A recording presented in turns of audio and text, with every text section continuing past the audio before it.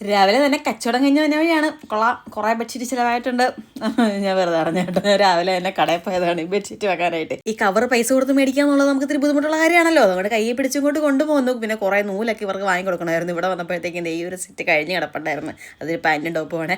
ആ കടയിൽ കണ്ടതാണ് ഈ ഒരു കുഞ്ഞ് ചീനച്ചട്ടി. ഇത് വീഡിയോയിൽ കാണുമ്പോൾ ഇച്ചിരി വലുതായിട്ട് തോന്നും, പക്ഷേ ഭയങ്കര കുഞ്ഞതാണ്. എനിക്ക് ഒത്തിരി ഇഷ്ടപ്പെട്ട ആ കുഞ്ഞിത് കണ്ടപ്പോഴത്തേക്ക് അങ്ങനെ അതും മേടിച്ചുകൊണ്ടെങ്കിൽ പോകുന്നു. പിന്നെ കുറച്ച് മീൻ വറക്കാനുണ്ടായിരുന്നു. മീൻ വറക്കാനിട്ടിട്ട് വേറെ കുറേ മീൻ വെട്ടാനുണ്ട്. അതിപ്പോൾ വെട്ടി കറി വറക്കണോ എന്നാണ് ഞാൻ ആലോചിച്ചുകൊണ്ടിരിക്കുന്നത്.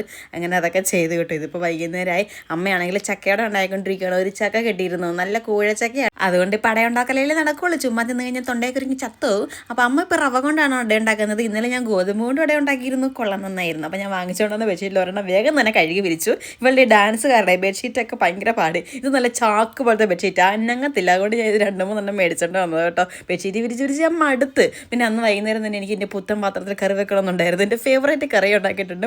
ഒരു കറി ഇല്ലെങ്കിൽ എനിക്ക് ഈ തക്കാളി വാട്ടിയിട്ട് മുട്ട പൊട്ടിച്ച് ഒഴിച്ച് കഴിഞ്ഞാൽ എനിക്ക് ഭയങ്കര ഇഷ്ടമാണ്. പക്ഷേ നാൻസിക്ക് ഈ സാധനം കണ്ണി കണ്ടുകൂടാ. ഇത് കാണുമ്പോൾ നീക്ക് എങ്ങനെ ഇത് തിന്നണേന്ന് ചോദിക്കണം.